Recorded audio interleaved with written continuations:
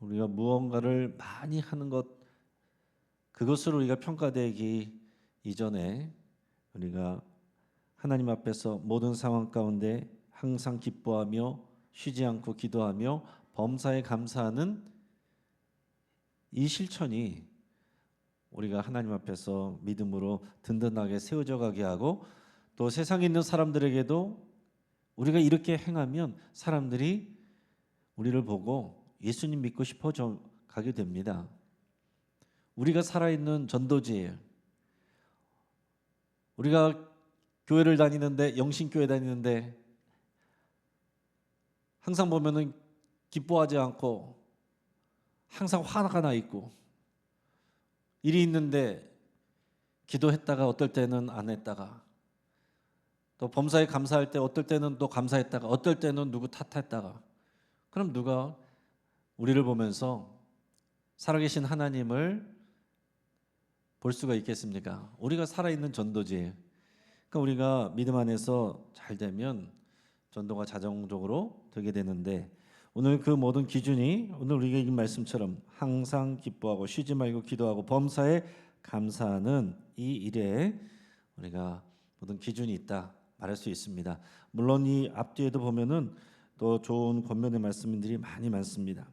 여기 앞에서도 보면은 너희끼리 화목하라 그랬고, 또 14절에 보면은 게으른 자를 권면하고 악한 자를, 또 약한 자를 격려하고 힘이 없는 자들을 붙들어주고 모든 사람에게 오래 참으라 그랬습니다. 15절에서는 삼가 누구와 누구에게든지 악으로 악을 갚지 말고 서로 대하든지 모든 사람을 대하든지 항상 선을 따르라. 19절에서는 성령을 소멸치 말고, 20절 예언을 멸시하지 말며, 21절 범사에 하려 좋은 것을 취하고, 22절 악은 어떤 모양이라도 버리라.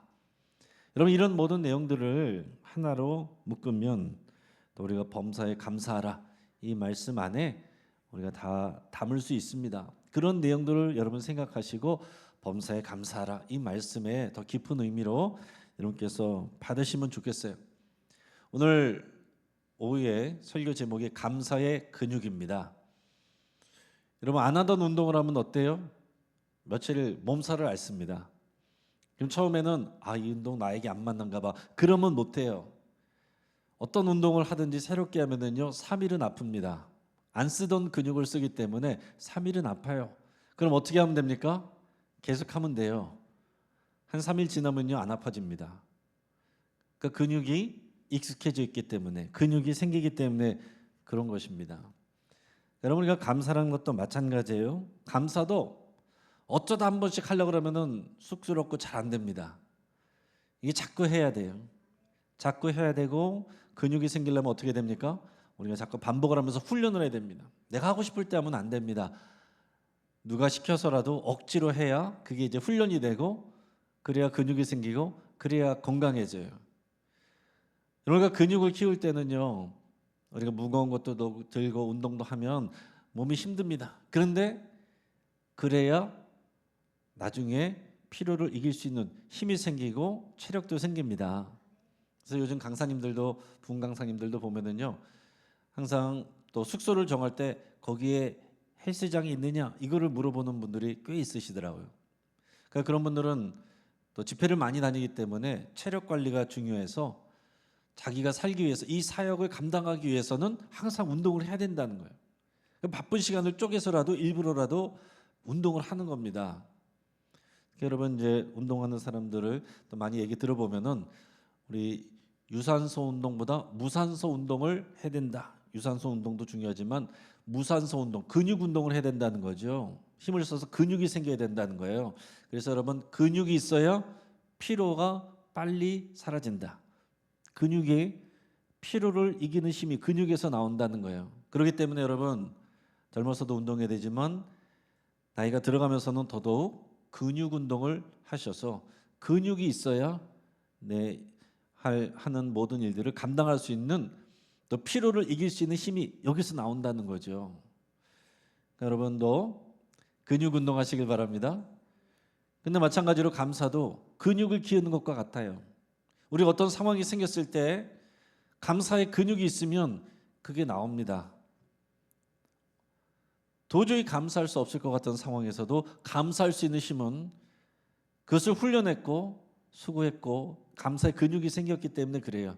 근데 안 해던 사람들은 머리로는 아는데 안 되는 거죠. 그래서 우리가 감사의 근육을 키워야 된다.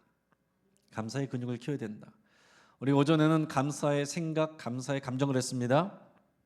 여러분, 감사의 생각하는 게 훈련이고 감사의 생각을 하는 것도 근육을 만드는 것과 같은 것입니다. 감사하는 생각, 그거를요 처음에는 억지로 하는 것 같고 잘 안 됩니다. 너무 어거지 같고 말이 안 되는 것 같고 또 하기 싫고, 그러나 이것이 익숙해지면, 감사의 근육이 생기면, 그러면 그게 나중에는 자동으로 되는 거예요. 자동으로 되는 겁니다. 우리 몸이 근육이 익숙해지면요 노력하지 않아도, 내가 해야지 하지 않아도 몸이 움직이는 것처럼 우리가 감사하는 것도 우리에게 그런 감사의 영적인 근육이 생기면 하려고 안 해도 그게 먼저 튀어나온다 하는 얘기죠. 그래서 가끔 이제 그런 얘기를 들을 때가 있습니다. 어느 교회에 장로님인데, 권사님인데 또 사고를 당했습니다. 무의식 중에 혼수 상태로 병원에 들어갔습니다. 근데 병원에서 무의식 중에 평상시 안 하던 말을 하는 거예요. 어떤 분이 평상시에는 너무나도 그렇게 은혜롭고 참 온유하고 참 은혜로운 말만 하던 그런 분이었는데 무의식 중에 막 욕을 하는 분이 있는 겁니다. 근데 어떤 분은 무의식 중에 하나님의 말씀을 암송을 했대요. 저도 이렇게 생각을 해봅니다.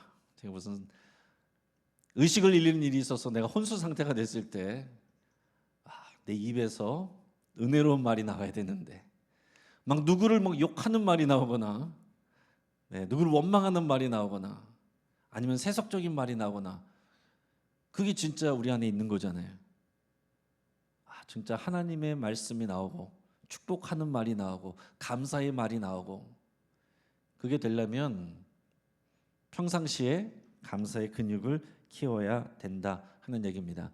오늘 오전에 말씀드릴 때 감사의 생각이 감사의 감정을 이끌어가야 된다라고 말했습니다. 자칫하면 내가 감사의 생각을 강조하다 보니까 감사의 감정을 폄훼하는 것처럼 느껴질 수 있다, 이렇게 생각이 드는데요, 결코 그렇진 않습니다. 감사의 감정이 귀하죠. 여러분, 우리가 은혜 받았을 때는 어떨 때예요? 오늘 너무 은혜 받았습니다라고 했을 때는 이 감사의 감정이 차오를 때예요. 막 너무 기쁘고 벅차고 감사하고 즐겁고 그런 감정이 따라올 때 우리가 은혜 받았다 그러지, 가슴은 냉랭한데 머리로만 이거는 은혜의 자리다, 그렇게 할 수는 있지만 그게 굉장히 어려운 겁니다. 그래서 우리가 감사의 생각을 하는 것은 우리가 엔진이라고 한다면, 자동차 엔진이라고 한다면, 또 핸들이라고 한다면, 또 감사의 감정은 휘발유를 넣는 것과 같습니다. 그래서 우리가 모일 때마다 감사하는 생각을 해야 되고 거기에서 감사의 감정이 따라와야 되는데 그게 참 쉬운 게 아니죠. 그래서 우리가 훈련해야 될 게 뭐냐면은 감사의 생각이 감사의 감정으로 연결되도록 그런 훈련을 우리가 좀 해야 된다, 할 필요가 있다, 그런 얘기예요. 네, 여러분, 감사의 생각이 감사의 감정으로 이어지고 또 이렇게 하나가 되려면 몇 가지가 있습니다. 몇 가지가 있는데 어떻게 하면 되느냐? 첫 번째, 묵상하는 거예요. 묵상하는 건 뭐냐면은 반복해서 생각하는 것입니다. 하나님의 말씀을 묵상하고 지금 나의 상황을 생각하고 나의 생활, 나의 삶, 나의 환경, 이것을 오늘 들은 말씀하고 자꾸 연결을 해서 그 말씀을 묵상하고 내 삶하고 연결해서 자꾸 적용하는 거, 묵상하는 겁니다. 그래서 여러분, 기독교인의 묵상은요, 우리 마음을 비우고 생각을 비우는 게 아닙니다. 말씀에 집중을 해서 깊이 생각하는 거예요. 그리고 더 좋은 방법, 그리고 이것을 더 구체적으로 할 수 있는 방법이 바로 감사일기입니다. 감사일기 쓰는 거예요.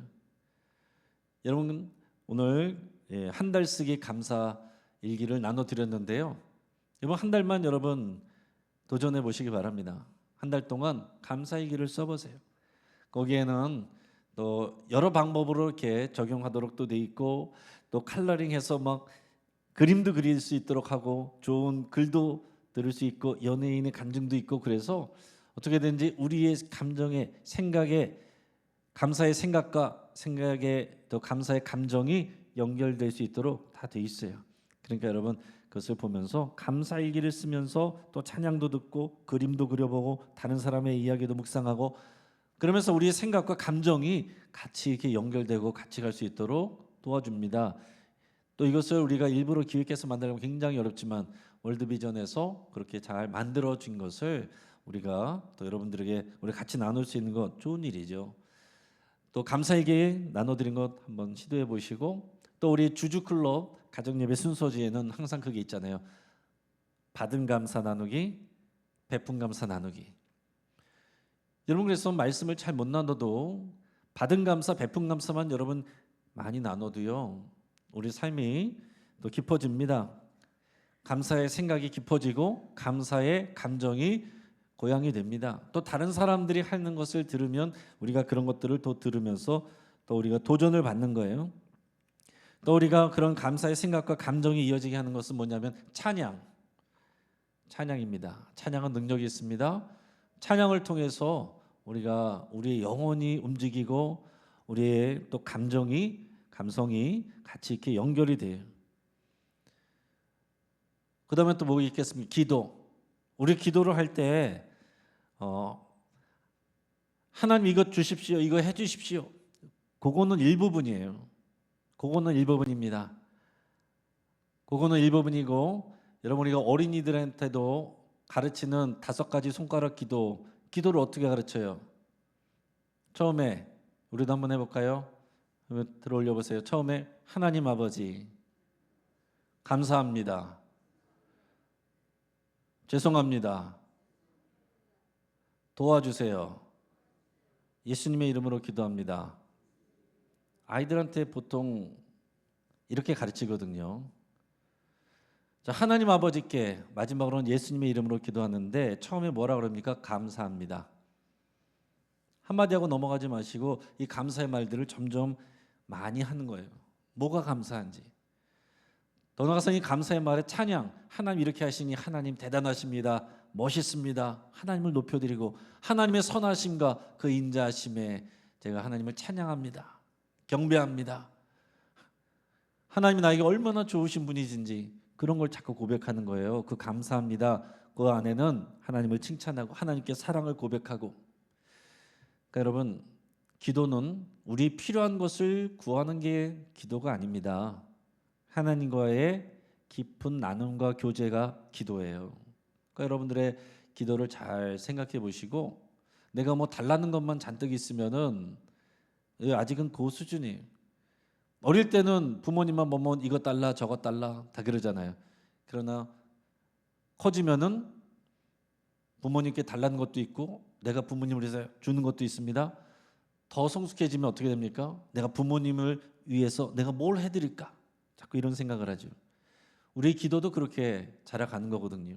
그러니까 하나님 앞에 감사합니다, 찬양합니다, 사랑합니다 그런 말씀을 드리고, 그 다음에 죄송합니다.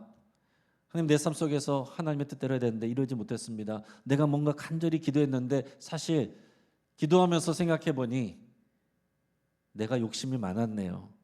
내가 교만했네요. 내가 너무 억지 부렸네요. 여러분 우리가 기도하면서 성령님께서 주시는 그 생각들로 깨닫게 되는 것을 우리가 하나님 앞에 또 같이 고백하는 거. 그러고 나서 우리 필요한 것들을 구하고 다른 사람의 필요를 위해서 기도해주고, 그럴 때 우리의 기도가 더 풍성해지는 거죠. 자, 찬양과 기도 그리고는 나눔, 이게 강력한 것입니다. 그러니까 원래 이게 우리가 구역을 통해서 항상 돼야 되는 것인데 지금 구역 모임이 잘 안 되잖아요. 다들 바쁘고 힘들고 또 모이기도 어렵고 여러 가지 상황 때문에 이제 구역 모임이 좀 어렵고, 그래서 한 달에 한 번이라도 자리를 마련해 드리는 건데 여러분 거기에 자꾸 만족하시면 안 됩니다. 가장 좋은 것은 최소한 일주일에 한 번씩 일주일에 한 번이라도 보는 거고, 더 자주 보면 더 좋은 것이고요. 그러니까 여러분, 이것이 그 모임이 숙제처럼 여겨지면 참 피곤한 일이죠. 교회 와서 숙제해야 되고 저 사람들 돌봐야 되고. 그러나 그 모임을 통해서 우리의 마음이 서로에게 연결이 되고 통하게 되고, 나의 어려운 것들도 얘기하게 되고, 누군가 들어주고 격려해주고, 이 건강한 소그룹이 교회에서 은혜를 누리게 하는 거예요. 교회에서 하나님의 사랑을 누리게 하는 겁니다. 그래서 교회 안에서 우리는 두 가지 그룹에 다 참여를 해야 됩니다. 하나는 대그룹, 이 예배죠. 다 함께 모여서 드리는 예배. 다 함께 모여서 드리는 예배가 성경적인 예배이고, 그게 하나님이 원하시는 예배이고, 그 함께 모여서 드리는 예배 가운데 하나님의 영광이 임합니다. 하나님의 은혜가 임해요. 근데 그것만 있으면 안 되고 소그룹 예배가 있어야 돼요. 소그룹이 있어야 돼요. 그래서 여러분, 소그룹 안에서, 대그룹 안에서는 자기 얘기할 수가 없잖아요. 누가 누군지도 모르죠. 그러나 소그룹 안에서는 다 내 이름을 알고 내 사정을 알고 들어주고 함께 기도해주고 걱정해주고 공감해주고, 이런 소그룹이 반드시 있어야 된다 하는 얘기입니다. 그래서 예수님은 12제자 데리고 다니셨잖아요. 12제자를 뽑으신 이유 첫 번째가 함께 있기 위해서. 기도하러, 겟세마네 기도하러 올라가실 때도 2명 데려가셨잖아요. 그 제자들 데리고 가서 여기서 기도해 주라. 그러니까 함께 해줘야 되는 거거든요.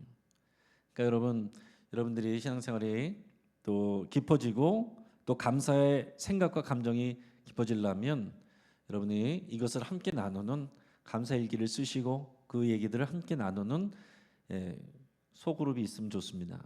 구역 안에서 되면 좋고, 안 되면 구역 안에서 말이 통하는 몇 명이라도 하셔도 좋고, 또 그게 안 되면 여러분 여전도회나 여러분 여러 가까운 분들하고도 그렇게 자꾸 나누시면, 이제 감사 챌린지를 하면서 자꾸 누군가하고 나눌 때 이것이 점점 풍성해지고 감사의 생각이 감사의 감정과 연결이 되게 된다 하는 얘기입니다.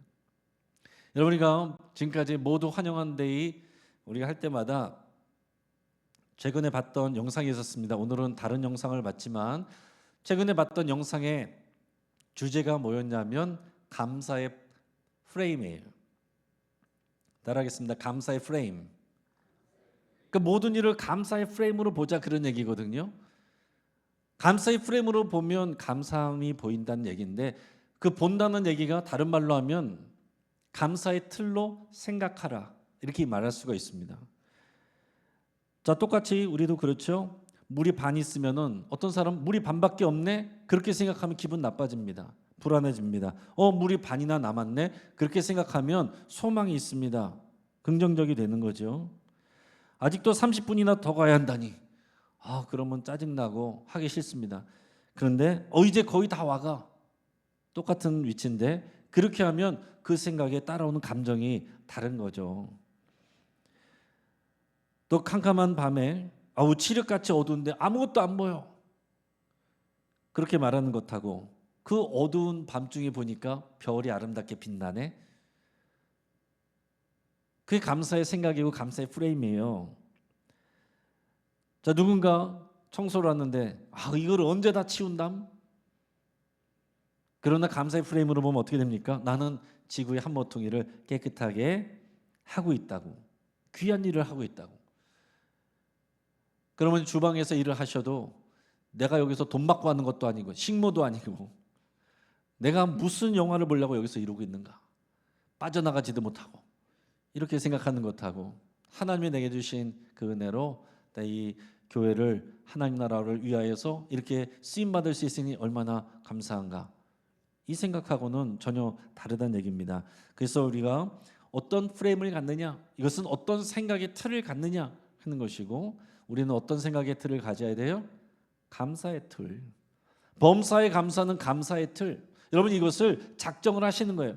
오늘 오전에 말씀 나눴던 것처럼 그 이지선 씨는 어땠어요? 작정을 하는 겁니다. 감사하기로, 어떤 상황 가운데서도 감사를 찾기로 작정을 하는 거예요. 마음의 태도를 결정하는 것입니다. 다니엘도 바벨론 잡혀갔을 때 뭐라고 그랬습니까? 거기서 성공할 수 있는 비결은 마음을 정하는 겁니다. 우리가 지금 1년 내내 감사운동 펼칠 때 우리가 하지 않는 것은 그거예요. 감사하기로 결단을 하는 겁니다. 어떤 상황 속에서도 감사의 틀로 보기로 결단을 하는 거예요. 그래서 옆에 있는 분들을 바라볼 때 아무 생각 없이 볼 수도 있고, 아우 저 사람 좀 안 보였으면 좋겠어, 그럴 수도 있지만은, 하나님 우리를 만나게 하시고 가족되게 하신 거 감사합니다, 이걸로 보면 우리 다 사랑하는 가족이 되는 겁니다. 그리고 여러분, 이제 감사의 일기를 쓰실 때 우리가 어떻게 훈련을 해야 되느냐, 제가 좀 더 구체적으로 팁을 드리면 이렇게 하세요. 여러분들이 이제 뭘 쓰신다, 요즘에는요 또 그런 얘기가 있어요. 텍스트 힙이라고. 이 글자를 우리 학생들이, 젊은이들이 영상만 봤었는데 요즘에는 글자가 힙하다, 멋있다, 또 이런 문화가 번지고 있다 그럽니다. 그러면서 책도 읽고 또 글쓰기도 자꾸 그렇게 도전하는 일들이 많은데, 여러분들도 가능하면은 쓰는 거예요. 생각하는 것 좋지만은 그 생각이 구체되려면 쓰면 더 좋습니다. 쓰면 더 좋은데, 일단 나의 상황들을 쓰는 거예요.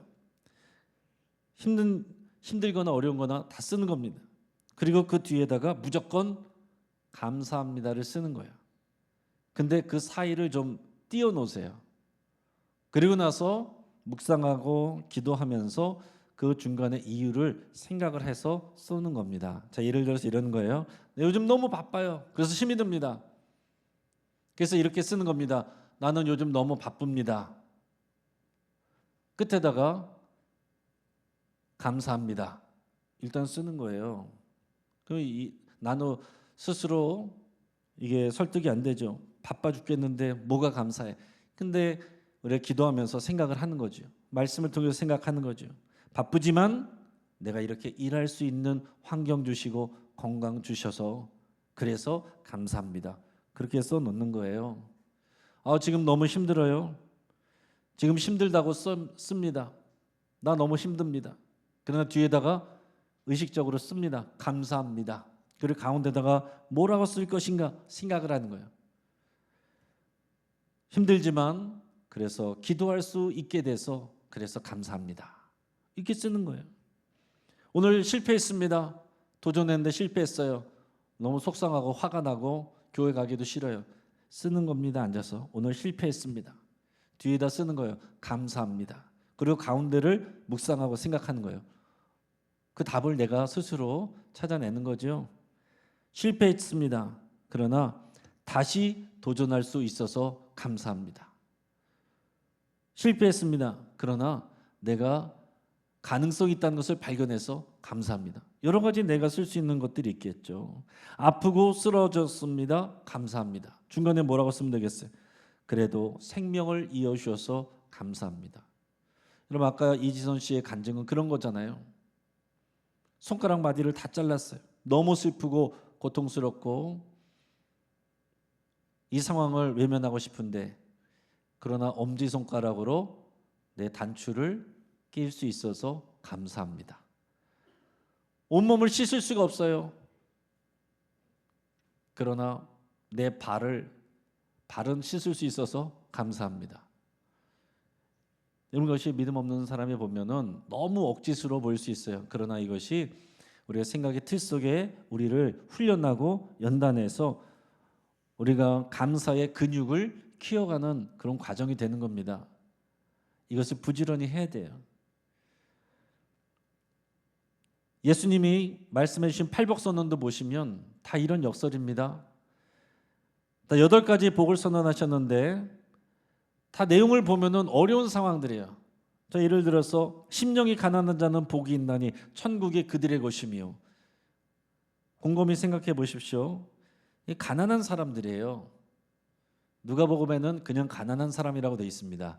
보통 가난한 사람이, 경제적으로 가난한 사람의 심령도 가난하거든요.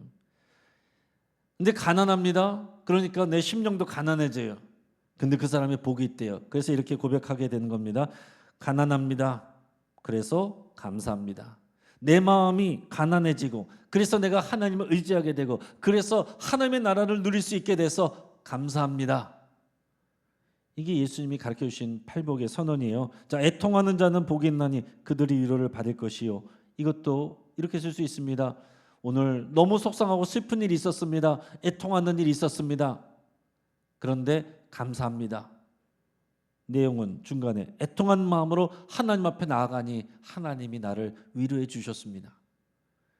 자, 예수님이 말씀해 주신 내용도 그렇게 우리가 새롭게 감사의 틀로 바라볼 때에 그것을 복 있다라고 말씀하시는 겁니다. 그러니까 우리가 감사할 수 있다는 거예요. 그 신문사 기자로 일하는 유지미 씨라는 기자가 있는데요. 이 기자가 회사에 다니면서 그 회사에 만족을 못했습니다. 내가 4년제 대학 나서 열심히 공부했는데 이 정도밖에 안 돼?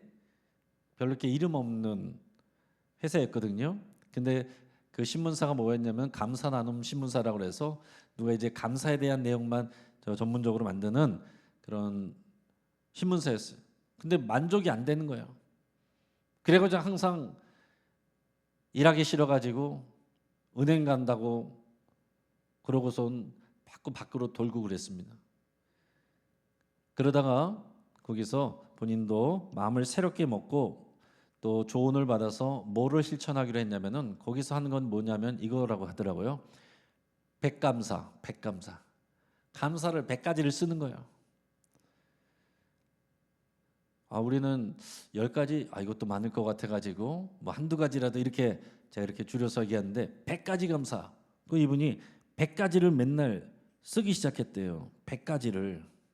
그러니까 점점 자기 생각도 달라지고 태도도 달라지고 이런 모습을 보면서 주변에서 또 강사로 또 초청이 돼가지고 점점 잘 나가게 됐습니다.